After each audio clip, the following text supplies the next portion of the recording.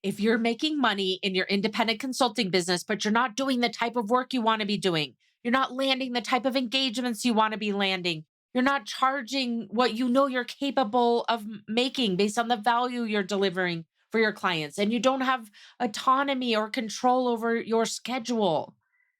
If you're making money, but it's not the way you want to be making money, this is the episode for you. By the end of the episode, I'm going to walk you through why you've built this business that you've built inadvertently, of course. Once you understand why you've built this and that it actually has a name for what this is, because it is so common to get into this situation, especially as an independent consultant. But we'll talk about what it is, how you got here, and I'll share with you a 3-part framework for getting out of the business that you've built right now by evolving it and shifting it into the business that you want to be running, into your ultimate employer of choice, your own employer of choice, without feeling like you're starting over. You don't need to start over to get your business to where you want it to be. This episode is truly the conversation I wish someone had forced me to have about 2 years before I finally had it with myself and got myself to the place of evolving my consulting business into the one that was matching up to the dream business that I had originally envisioned. All right, that's what we're here to do today. Welcome to the Grow Your Independent Consulting Business podcast. I'm Melissa Lieberman, a fellow IC and business coach. On this podcast, I teach you to become a consistently booked independent consultant without becoming a pushy salesperson or working 24/7. If I can do it, you can too. Listen on to find out how. This is episode 267 of the Grow Your Independent Consulting Business podcast.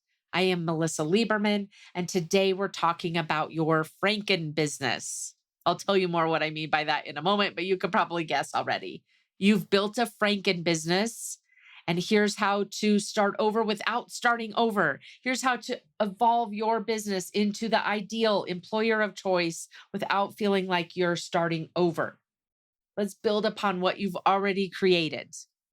First, we'll talk about the agenda, and then we'll dive into the content. So first, I'll share with you the companion resource that will help you dive deeper into this episode. Next, we'll talk about what is this Franken business. You'll probably recognize some components, if not all of them, in your own business. And then really, let's talk about why staying and what staying is costing you beyond the obvious.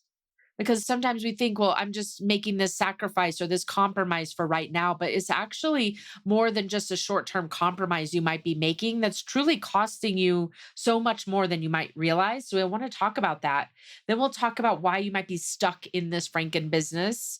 And then we'll walk through that 3-part framework to transition from the Franken business to your employer of choice, your own employer of choice. And then finally, we'll wrap up with a very specific set of questions that I want to share with you to put this episode into action so you can begin immediately working on evolving out of the Franken business and into the true business that you intended to evolve into when you started out in consulting. Okay, let's talk about the companion resource. It is my book, Grow Your Consulting Business, the 14-step roadmap to make your independent consulting goals a reality. I recommend that you look at chapter 8. It is the consulting business model chapter, and it will take what we're talking about today into a deeper level and help you to implement what we're talking about so that you ultimately do have an employer of choice that you're working for. And that's the one you've created. So you can go download my book as a PDF at melissabook.com. My name has one of each letter, MELISA, book.com, or consultingbusinessbook.com. That will take you to the page where you can download the PDF of the book and also a toolkit that goes with it so that you can go through each chapter and optimize your business based on the best practices that I share with you in there. And of course, you could grab it on Amazon as well. If you have grabbed it on Amazon or even the PDF and have a moment, I would greatly appreciate you leaving a review on Amazon. It helps more people find the book and would love to read your feedback. Okay, my friend, let's start off and talk about what is a Franken business. That's what we're talking about today. This Franken business. Essentially, you can imagine Frankenstein, right? Is built out of all these miscellaneous body parts, essentially.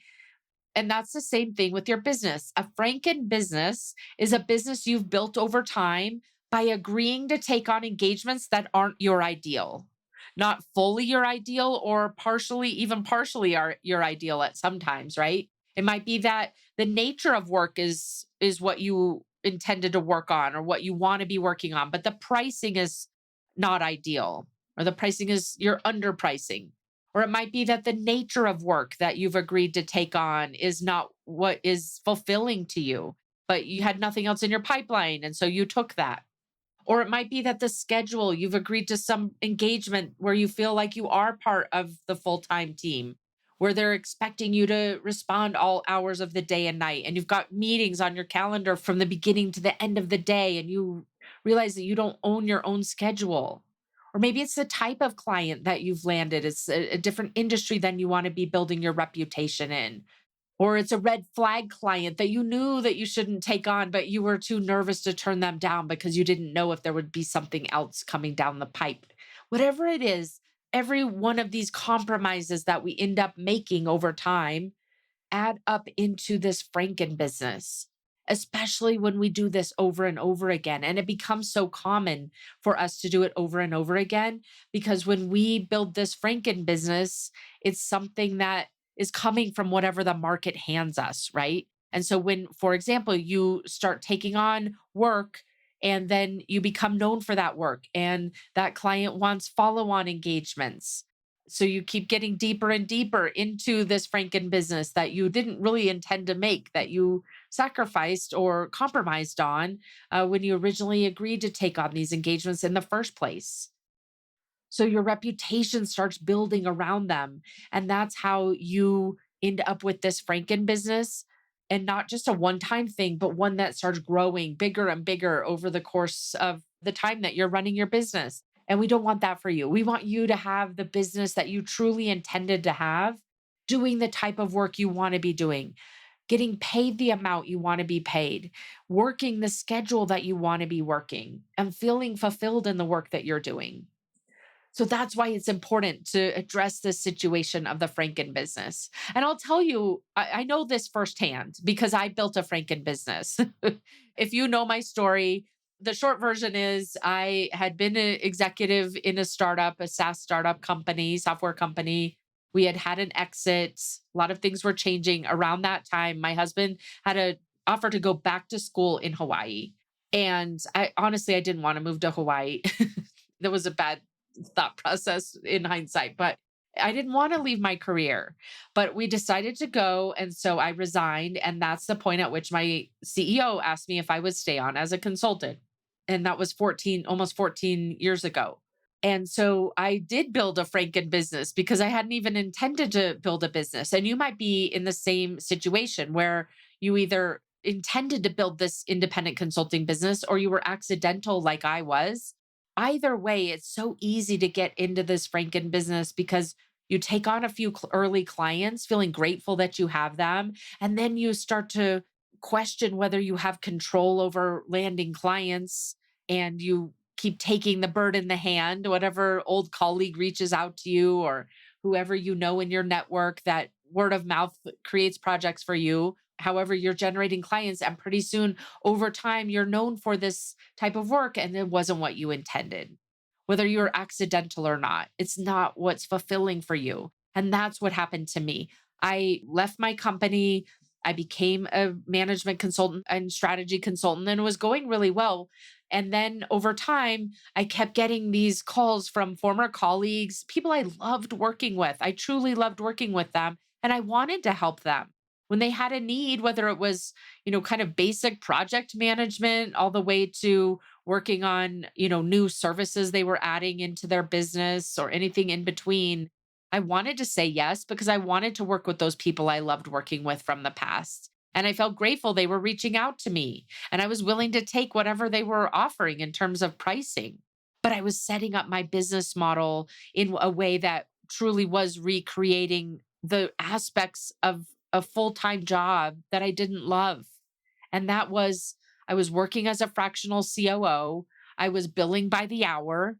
My schedule belonged to my clients. Whenever they would put a meeting on my calendar, I would accept it. I didn't want to seem unresponsive or not focused.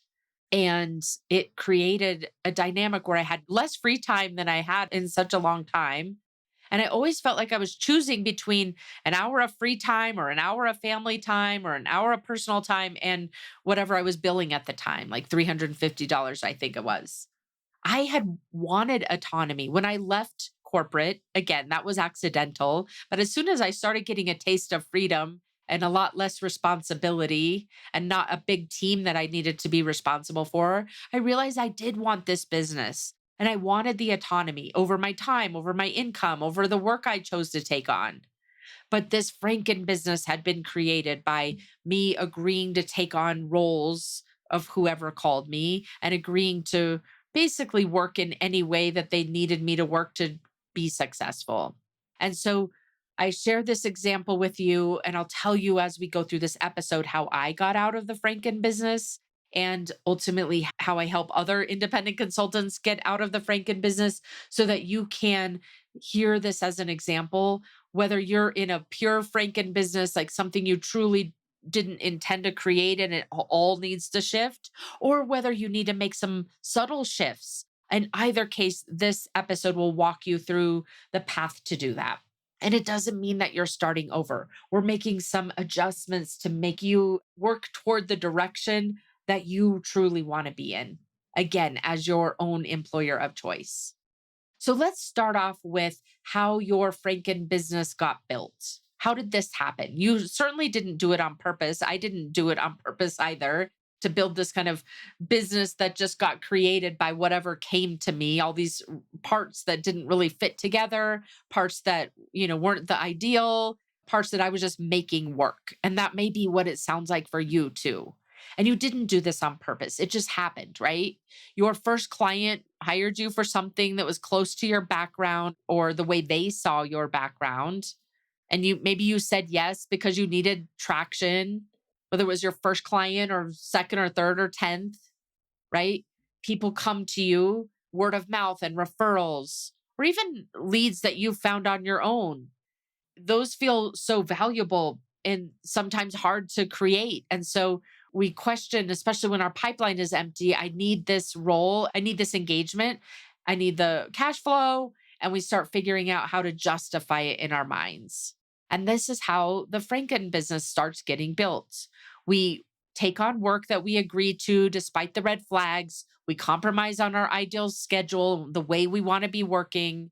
We agree to pricing that the client offers. And if you do try to negotiate, it doesn't go anywhere. And so over time, all of these decisions that you're making, primarily driven off of scarcity, right? That you're worried that nothing else will come, or if something does come, it'll be worse than what you're considering. And this is how the Franken business gets built. It's not through a failure, but it's through an absence of a deliberate alternative. And the problem isn't that it happened. The problem isn't that you have this Franken business. It's the problem is that you're staying in it after you've realized it doesn't fit. I'll say that again. The problem isn't that you got to this point of a Franken business. The problem isn't that the way you're running your business, the way you're doing business, the type of engagements you're agreeing to. The problem isn't that they don't match up, that they're a Franken business. The problem is that you're staying in it after you realize that you're working in a way in the schedule you don't want to be working with the nature of work that isn't as fulfilling as it could be, and that you're being underpaid. One or all of those. The business that your clients built for you is not the same as the business you would have built for yourself, is essentially what we're talking about here, right? Listen to this. I want to say it one more time because this is what happens for so many of us, that we ultimately have a business that our clients build for us because we're taking on whatever they give us, versus having a business that you want to build and that you intended to build intentionally. And you probably don't even realize how far those two things have drifted apart until you stop long enough to actually look, which is the point of this episode. So that's how it's so common to get into that Franken business. It's these micro decisions, right? We don't even realize what we're doing in the moment. We think we're just making logical decisions. This makes sense for my cash flow. We justify all these reasons why we should take on a red flag client, for example, or agree to compromise on our pricing or compromise on our schedule. And then over time, we've eroded to something that we look up and we think, wow, how did I get here? And so we want to help you to, if you're at that place where you're at, wow, how did I get here? Or you might have even be kind of at the early stages of this situation where you don't realize what's happening. In either case, we want to help you avoid it.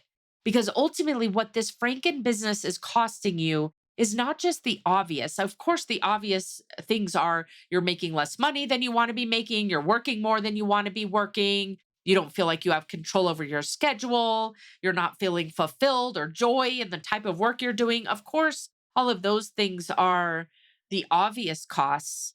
But I want to talk with you about the less obvious costs, and they're important. And the first one is your emotional state. Over time, when you are doing the type of work you don't want to be doing, or you feel like you're not being challenged in the type of work you're taking on, or you're not being compensated, or you don't have control, that erodes your emotional state over time. It starts making you question your ability to be successful running the type of business you want to be running. It starts eroding your identity as a successful business owner and starts putting you into the identity and emotional state of as a doer, as a consultant who takes on whatever work comes their way. There's a big difference between the feeling of feeling certain and confident and in control as a business owner, as someone who has an emotional state most of the time, where you do feel that confidence, where you do feel that joy, where you do feel like you're doing some amazing work in the world, compared to that emotional state of someone who's running a Franken business, who's questioning, who's dreading, who's regretting, who's got increasing amount of self-doubt and starting to feel like this is not an employer you want to work for anymore, which is yourself, right? So that emotional state is really important to recognize. This isn't just something you need to power through. This is something you want to be protecting because you are the asset in your business. And the other thing I want to point out to you that this Franken business could be costing you is what I'll call the compounding problem.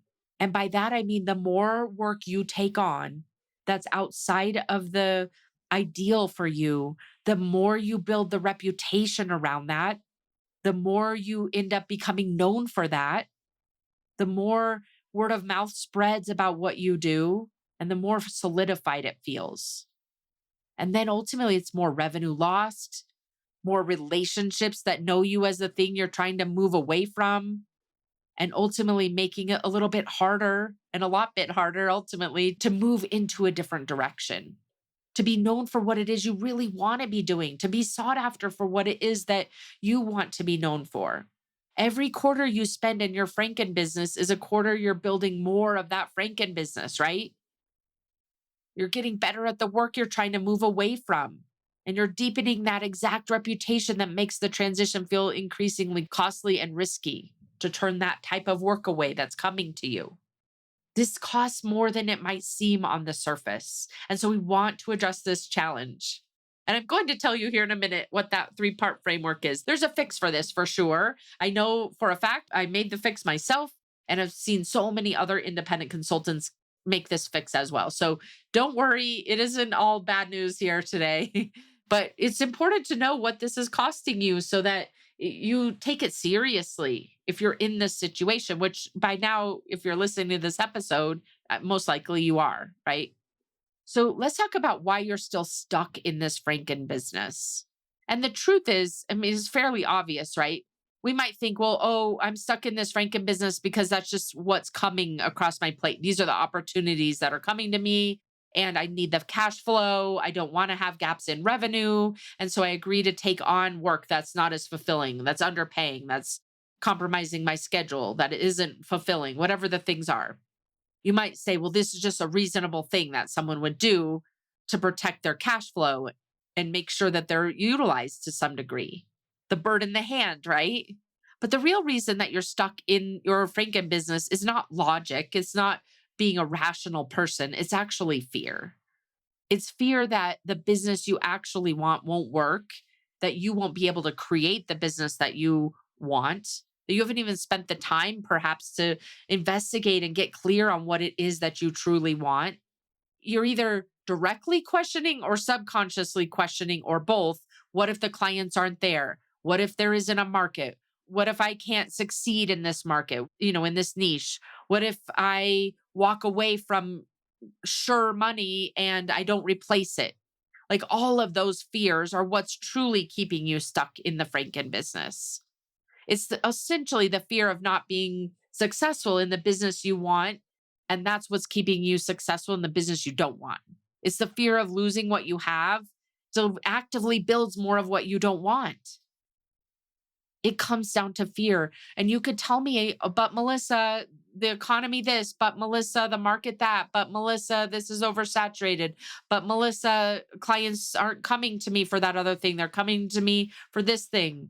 You could give me all of those reasons, but I could come back to you and say, listen, at the end of the day, tell me, to what degree have you truly committed to building the business that is the ideal for you, that ideal employer of choice? And if you have to look yourself in the mirror, the answer is usually not 100%, usually less than 50% because of the fear. And the other component of why you're still stuck in this, in some form of your Franken business, is what I'll call the waiting trap. For so many of us, this is how we think. We want proof that this new direction will work, where you're niching down or you're charging differently or you're protecting your schedule, whatever it looks like for you, your ideal business, your ideal employer of choice. But we want proof that it's going to work before we fully go toward it. We want proof that it's going to work before we decide to burn the boats and just go in that direction and not look back. And so we keep one foot in the Franken business while we try to kind of see if the other one is viable, and we never give it a real chance because the evidence doesn't exist until after you've committed to the business you want and that you aren't going to hang on to the Franken business anymore. So those are the reasons why you're stuck in this Franken business.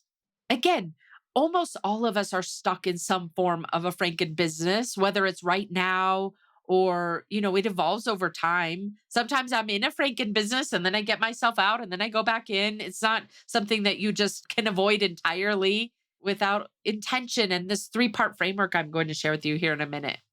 So let's move into that. How do you transition out of the Franken business? And I'll tell you what worked for me and what I watched and helped so many others make the same kind of transition. And I see that it comes down to 3 things. It's not a complete overhaul. It's not you starting over. It's 3 things that if you take them seriously, it's going to change the way that you're running the business, the way that you are ultimately creating that own employer of choice for yourself. Okay, so let's walk through these 3 things. The first is deciding to transition out of your Franken business and into the employer of choice for yourself, which means you've created the most amazing company that you cannot believe you get to go to work every day. They're paying you well. The clients love you. The work that you're doing is challenging and fulfilling. You get to decide when you work and from where you work. It's your own version of your dream way of working. This is your own employer of choice. How do we transition out of the Franken business and into that employer of choice? The first step is deciding. I laugh a little because it sounds very simple. But on paper, you could say, oh, I decided I'm going to evolve or transition into from this kind of business, that's the Franken business, over into this. These are the attributes. This is what I want it to look like. I hear so often, and you may be working on this too. I want to move from execution heavy work to strategy, mostly strategy. And we say that, but we didn't really decide because when someone tests us, when a former colleague or someone in our network or someone who's introduced to someone from someone in our network comes and says, hey, can you do this execution thing? We say yes. And the reason why is step one, which is deciding. This is you deciding, this is what my employer of choice business looks like. And this is what I agree to do from an engagement perspective. This is what I don't agree to do. This is what a ideal client looks like. These are the red flags that I will never agree to compromise on. This is what my schedule looks like. This is what my pricing looks like. When you know exactly what all of those things are and have made the decision that you're cutting off the other options, that you're not going to agree to, a 6-month execution engagement anymore, that you're not going to take on work if they're asking you to be online and available as if you were an employee, that you're not going to go below a certain effective rate or below a certain way of pricing, that you'll no longer charge by the hour or the day, whatever that is. You first have to truly decide. You have to know what it is and decide, this is what I do not compromise on. Deciding means to cut off all other options. This is not, I want to move toward advisory work. Someone told me that the other day. I want to move toward advisory work. That sounds really nice, but it's too vague. You can rationalize almost anything against that vague destination or that vague goal. You want to be specific in your decision. That's step one.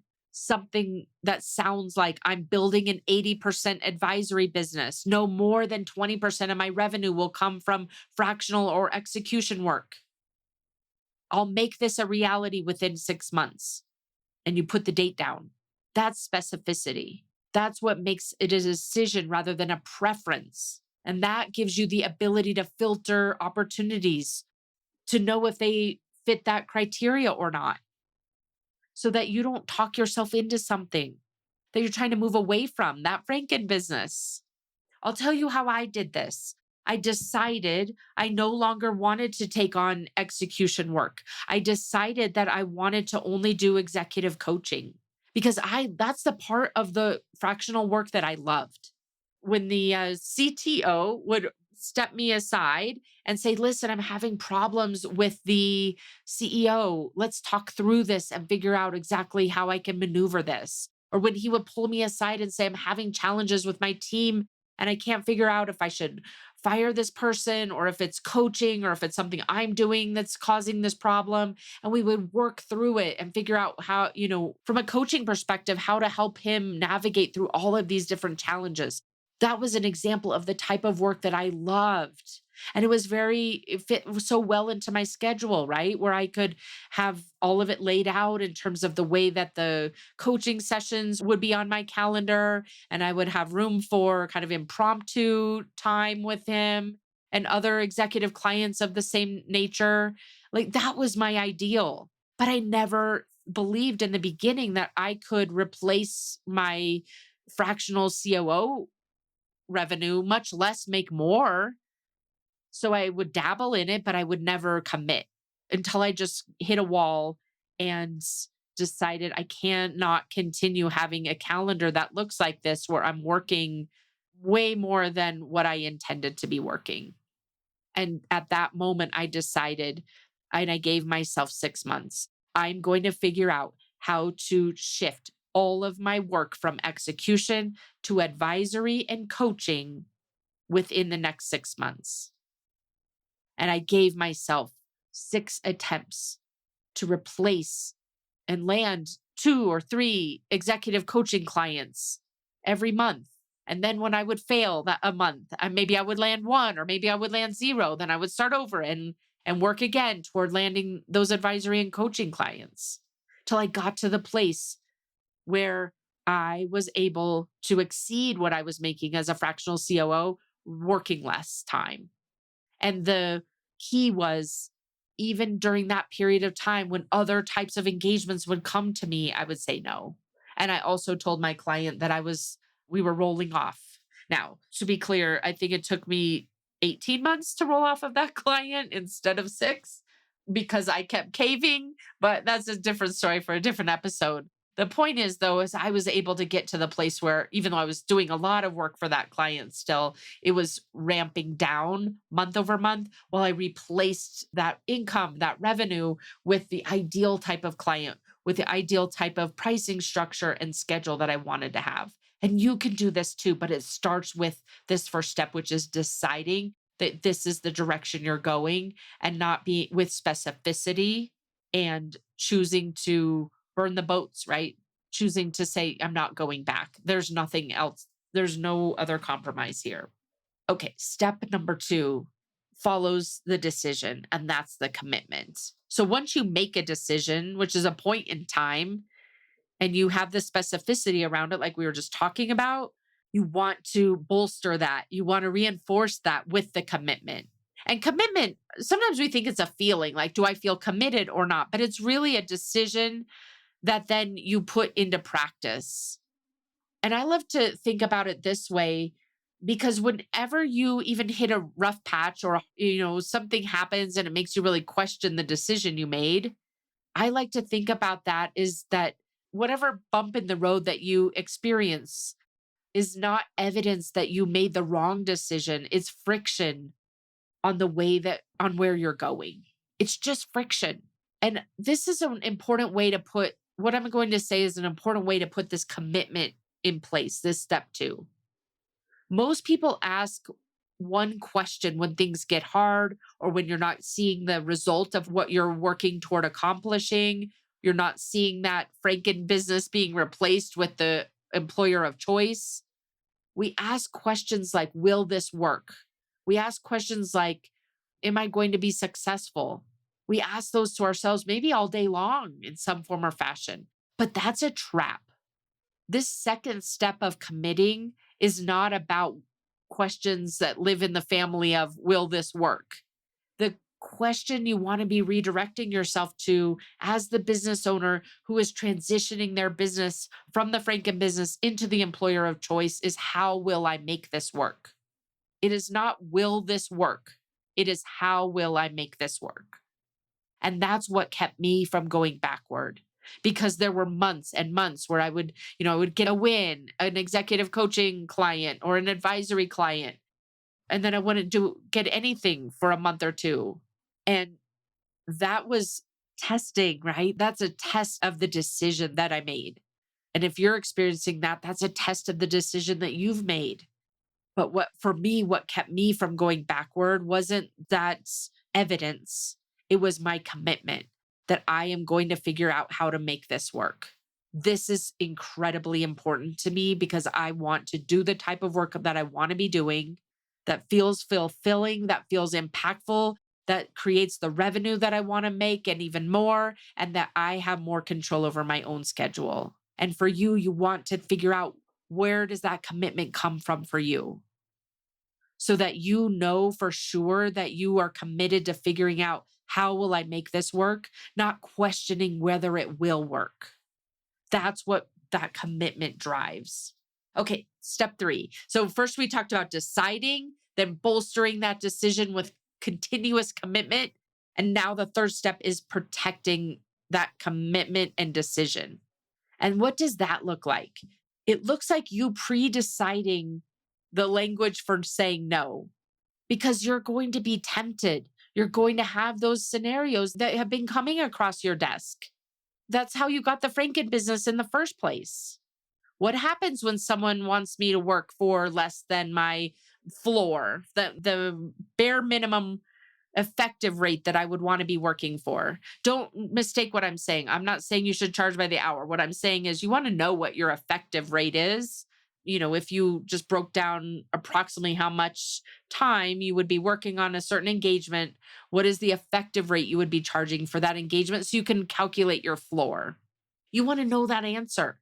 You want to know what the type of work is that you just say no to. I'm just never going to say yes to this, that I will always say no to this type of work. You want to be clear with yourself about what those attributes are before the decision is on your desk, so that you can make it in a more rational way rather than rationalizing it for yourself when it gets to your desk, when you haven't put this structure in place. You want to know, what are the non-negotiables for yourself so you can protect your decision and maintain your commitment? What are the non-negotiables regardless of what it pays or who's asking me to do it? That's what you want to know. That's what this third step is. For me, That made all the difference. There were so many times when someone would come to me and say, "We need you to do this." It was great for my ego, right? "We need you to do this. We'll make compromises on what this engagement could look like if you'll just say yes." And I would just say, "No. That doesn't fit in with where the direction that I'm heading right now. I really appreciate you thinking of me." And it was painful turning down those opportunities, turning down that money. But I knew if I kept compromising, I would never get out of the Franken business and into the employer of choice that I wanted to build for myself. And that's the same for you. You need to have these non negotiables clearly defined for yourself so you can protect your decision, so that you know when someone comes to you with a tempting offer, how you're going to respond to it and why you're saying no or why you're saying yes, but to make rules for yourself that are not restrictions. That's not the point. It's how you help your Franken business from reassembling itself by saying, "Oh, just this one time, I'll do this thing again." That's what you want to put in place for that step three, the protection, the non negotiables for yourself so that you can reinforce the decision you made for yourself, so that you can honor the commitment that you made in step two, and ultimately get yourself to the place where you are operating as the business owner who has built their own employer of choice, who's operating as an employer of choice to create the evidence, bring that to life. So as we wrap up, I thought I would tell you the ending of the story, right? That the business that I had created, that Franken business that was just built off of whoever called me and wanted me to work on some kind of engagement they were offering to me, I would say yes to. Sometimes it was very lucrative. Sometimes it wasn't. Sometimes it was pretty flexible. Sometimes it wasn't. But that was my business model, just saying yes. And that's how I had created that Franken business. But when I finally made the decision to shift into advisory and executive coaching and put those protections in place for myself, so I knew exactly in advance, despite the temptation, what rules I would have, what I would say no to, what I would say yes to, gave myself those 6 tries every single month, going after the goal again until it started to become the new norm. And then 6 months later, I had a different business. It wasn't perfect. As I mentioned, I still had that ongoing client, that fractional COO client. I had ramped it down so much though, and I had replaced and exceeded the income, the revenue with the new type of work that I wanted to be landing, those executive coaching and advisory clients. It was the business I wanted to build, the employer of choice I wanted to create. And you can do this too. Take the example I just gave you today and put these 3 steps in place: the decision, the commitment, and the rules to protect your decision and commitment until you get what you want. It might take a little longer than you would like it to, but if you put these 3 steps into action, you can evolve from your Franken business into your employer of choice. So as we wrap up here today, I want to give you those concrete next steps to start moving into your employer of choice. And the first one is for you to know exactly what the business is what does it look like? What does your employer of choice look like? Not vague, specific enough to measure against, specific enough to filter every Franken business opportunity through. Write it down. Write it down on paper. Get clear on your ideal business, on your employer of choice business. Answer for yourself, what does this business I want actually look like specifically? What kind of work? Who's the ideal client? What's the structure of delivery? What's the schedule look like? What's the pricing look like? How does that match up to your revenue goals? Ask yourself, what are you currently doing that has no place in your business, in that ideal business you just described? Decide, what period of time are you committed to bringing that business to life? What needs to go away that you're currently doing? What are your filters? So when temptations come across your desk, you know exactly how to identify them and what you're going to say to them to make it easier for yourself to not fall into those temptations any longer and to bring that employer of choice to life for yourself. You're deciding, you're committing, and you're protecting until you make this your new norm. All right, my friends, thank you for tuning in today. Go shift from your Franken business into your employer of choice. And I will see you again next week. Take care. Thanks for joining me this week on the Grow Your Independent Consulting Business podcast. If you liked today's episode, I have 3 quick next steps for you. First, click subscribe on Apple Podcasts or wherever you listen to make sure you don't miss future episodes. Next, leave me a review in your podcast app so other independent consultants can find and benefit too. And finally, to put the ideas from today's episode into action, head over to melissalieberman.com for the show notes and more resources to help you grow your consulting practice from your first few projects into a full-fledged business. See you next week.